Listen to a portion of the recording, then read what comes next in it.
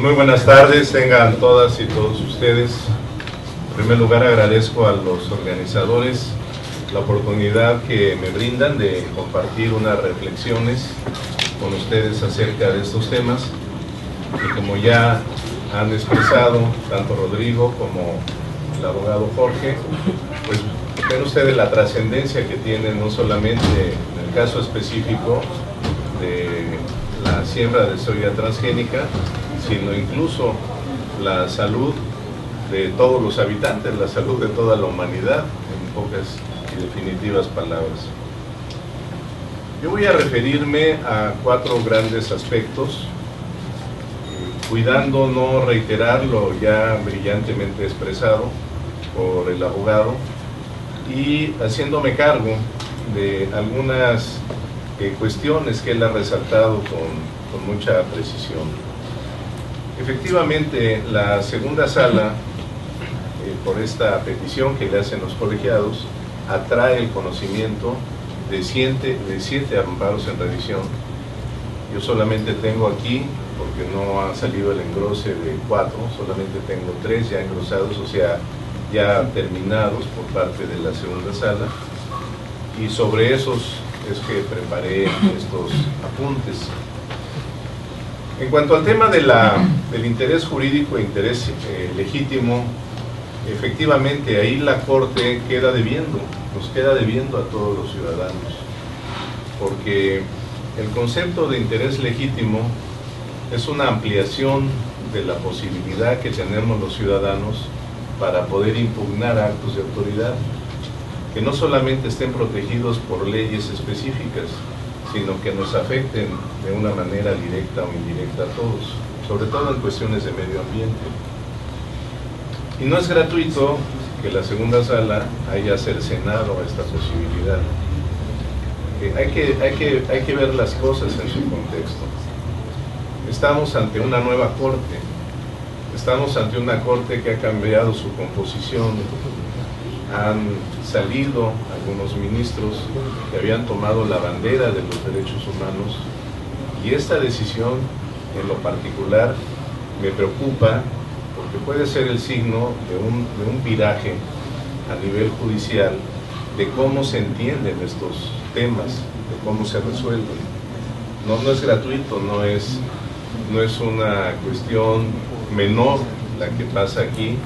Cuando dicen, no, aquí no procede el interés legítimo, sí procede el interés jurídico, otra vez esa camisa de fuerza que impide que en muchos casos lleguen a ser materia de amparo.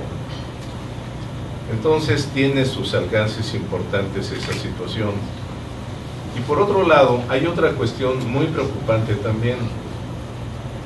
Hay todo un discurso en estos 3 expedientes que tuve a la vista, en donde se dice que a través de este interés jurídico, los que están legitimados para promover el juicio de amparo son los individuos, no las comunidades.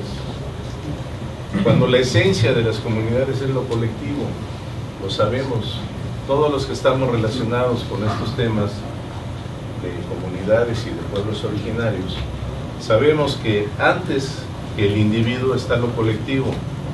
El individuo tiene razón de ser en lo colectivo, y el colectivo es lo que le da razón de ser al individuo. Volvemos otra vez a esa discusión del siglo XIX, en donde otra vez se pone al individuo a la cabeza y se trata de minimizar a la colectividad, se trata de anular el derecho de la colectividad sobre el individuo. Eso también es peligroso. Por otro lado, tenemos lo de siempre, un discurso en donde quizás, sin medir las consecuencias, se dice tanto en las resoluciones como en el informe que rinde el presidente de la segunda sala al terminar el año de labores, que en estos casos se trata de un derecho fundamental. No habla de derecho humano, que también es una cosa preocupante, habla de una prerrogativa fundamental. Desde mi punto de vista, y esto lo he venido discutiendo con muchos colegas, el derecho humano es mucho más rico, mucho más amplio que un derecho fundamental, por más que está ahora en la Constitución. Por mucho tiempo no estuvieron en la Constitución, Y toda la riqueza de los derechos humanos, desde mi punto de vista, se empobrece, se reduce, se minimiza si los encajamos en derechos fundamentales, porque pierden toda su naturaleza, pierden toda la posibilidad de garantía que tienen, de mecanismos de protección que tienen los derechos humanos. Con esto voy a cerrar mi intervención, lo dejo apuntado solamente por el momento. Y dice la segunda sala, es una prerrogativa fundamental para salvaguardar lo que bien apunta el abogado Jorge, la libre determinación y los derechos culturales y patrimoniales. Lo dice en el discurso, pero lo niega en la resolución. Ser escuchados cuando una decisión estatal puede causar un impacto significativo, aquí voy a ser literal, porque tiene mucha importancia esto para los efectos y la trascendencia de la consulta, por lo que voy a decir a continuación. En su entorno, identidad étnica o sus condiciones de vida, como lo son, entre otras, la pérdida de su territorio, el desalojo de sus tierras, el agotamiento de los recursos naturales necesarios para su subsistencia o la destrucción y contaminación del ambiente tradicional. Es importante esta parte, porque no obstante que está señalando todas estas repercusiones que tiene la violación a las comunidades que finalmente considera como aptas para irse al amparo, que ya bien se dijo, se redujeron. No obstante que dice todo esto, no se sale del marco del derecho a la consulta. Y aquí viene una cosa muy importante. Hay que distinguir conceptualmente entre el derecho a la consulta, el derecho a la participación y el deber de obtener el consentimiento de las comunidades y de los pueblos consultados para llevar a cabo o no una obra. Porque vean ustedes la diferencia. Si nos quedamos en derecho a la consulta, con solamente organizar una consulta, amañada o no, pervertida o no, hasta ahora los casos nos muestran que han sido pervertidas esas consultas. Pero vamos a suponer que no esté amañada la consulta, que no esté pervertida. Ya consultamos y la comunidad dice no, no estamos de acuerdo. Luego, ¿qué pasa? Yo ya consulté, yo ya pregunté, la comunidad dijo que no. ¿Y qué consecuencia diga o tiene que diga que no, si solamente nos quedamos en el derecho a la consulta? Porque una cosa es ser consultados y otra cosa es la exigencia de que la comunidad consultada dé su consentimiento para hacer la obra.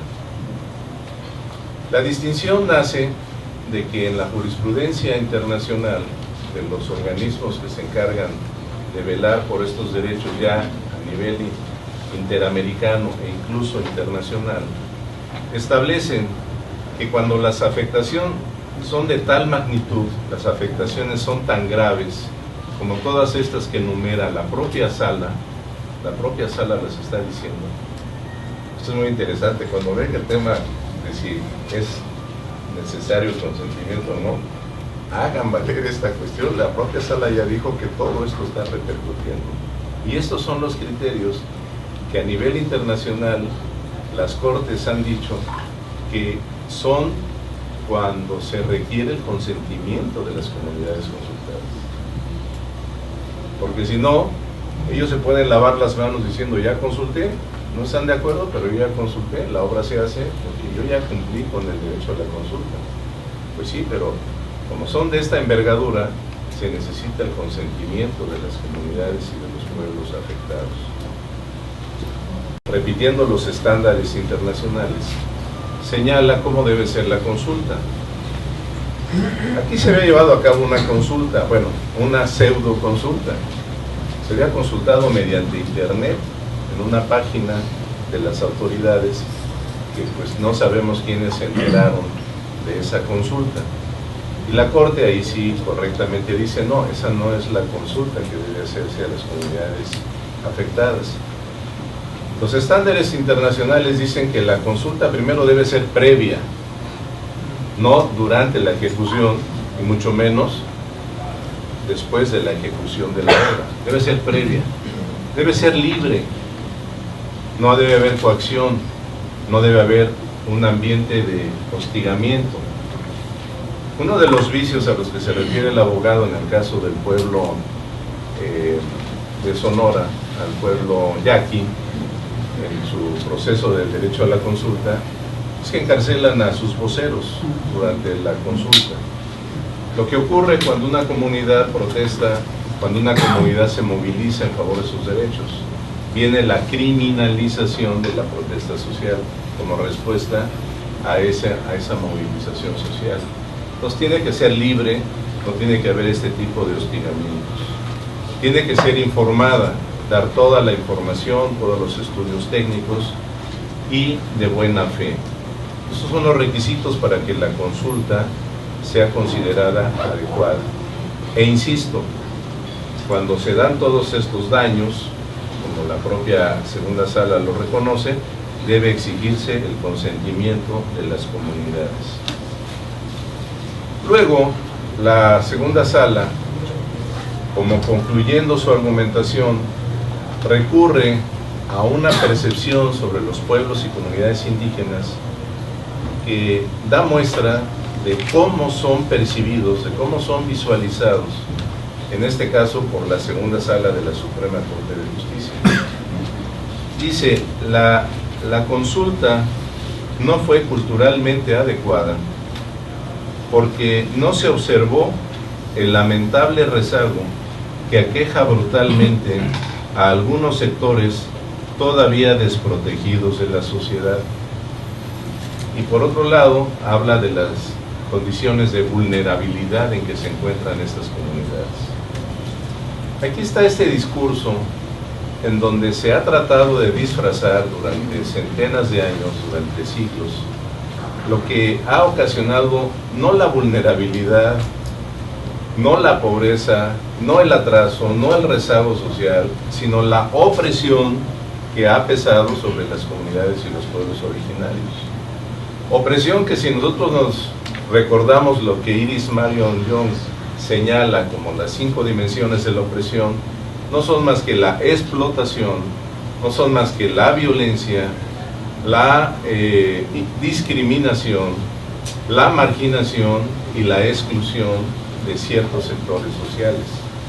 Esa opresión, lograda por todos estos factores, por este colonialismo interno que siguió el colonialismo de las grandes potencias, esta opresión ahora se le llama eufemísticamente vulnerabilidad, y ese discurso tiene que cambiar, y ese discurso ha cambiado, y ya con esto me paso a otro de los puntos que yo quiero tratar en este espacio.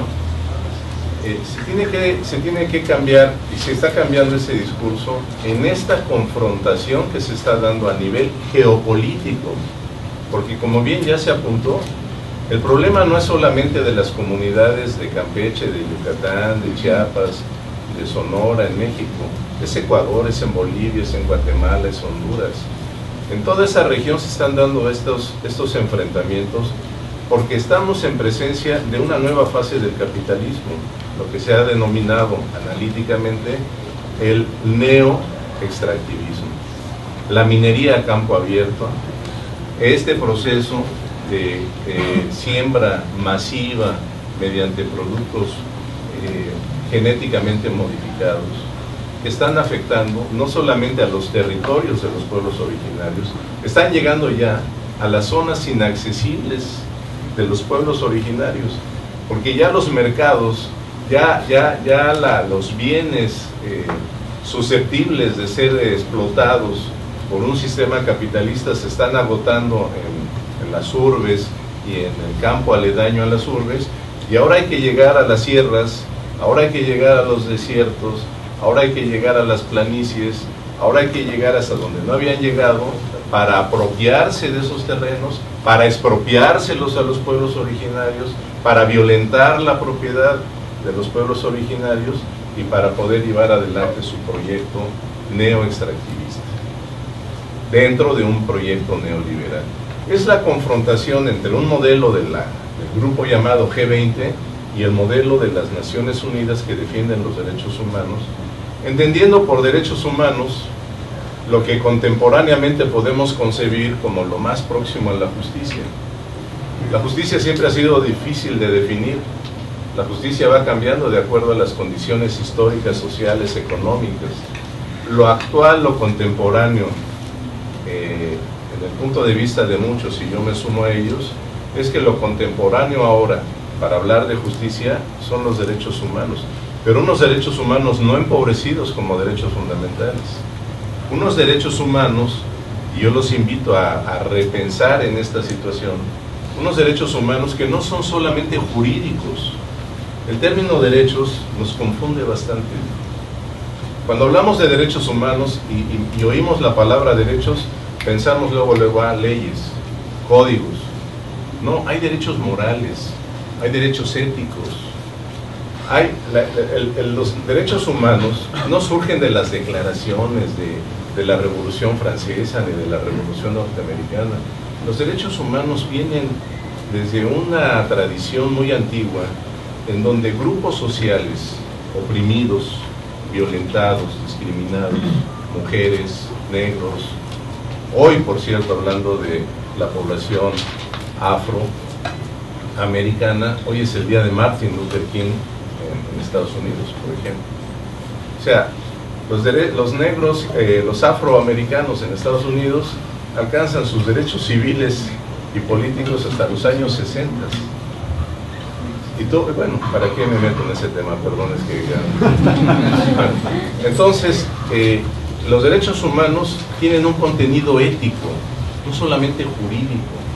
Si nosotros vemos derechos humanos y pensamos luego en leyes y en códigos, estamos dando al traste con los derechos humanos. Porque estén o no estén en códigos, si un grupo considera que éticamente no es posible que 2, 3, 4 individuos sean los que posean la mayor riqueza del planeta y que en México haya 4 o 5 potentados que son los que detentan los bienes que debían de pertenecer a la mayoría, eso no es ético, eso no responde a ninguna ética. Entonces ahí es cuando los derechos humanos surgen, del sufrimiento de las personas, del sufrimiento de los grupos que dicen éticamente eso no es posible y me voy a organizar y voy a luchar para que se acabe esta situación. Y así es como se van construyendo los derechos humanos. Luego entonces los derechos humanos tienen una dimensión social, ética, jurídica, sí, cuando es recogida por los textos legales. Muchas veces en el curso de los movimientos sociales, cuando alguien dice vamos a luchar para que se reforme la Constitución y para que se cree una ley en donde se diga esto más esto, yo digo, Dios mío, no, por favor, no, porque si esa iniciativa llega al Congreso, ¿qué va a pasar en el Congreso con esta iniciativa? ¿Qué va a pasar con la aspiración? La van a recortar, le van a poner candados, le van a poner condicionamientos. Vean lo que está pasando con las candidaturas independientes nada más. Hubo 2 o 3 casos de candidaturas independientes y ya hay reformas para meterle candados a las candidaturas independientes. ¿Vamos a legislar sobre candidaturas independientes? No, por favor, en el momento que se legisle sobre algo, en ese momento todo ese potencial organizativo, toda esa riqueza de movilización social se empequeñece y se mete en una maraña espantosa, en un enjambre muy difícil de vencer. Gracias. Entonces,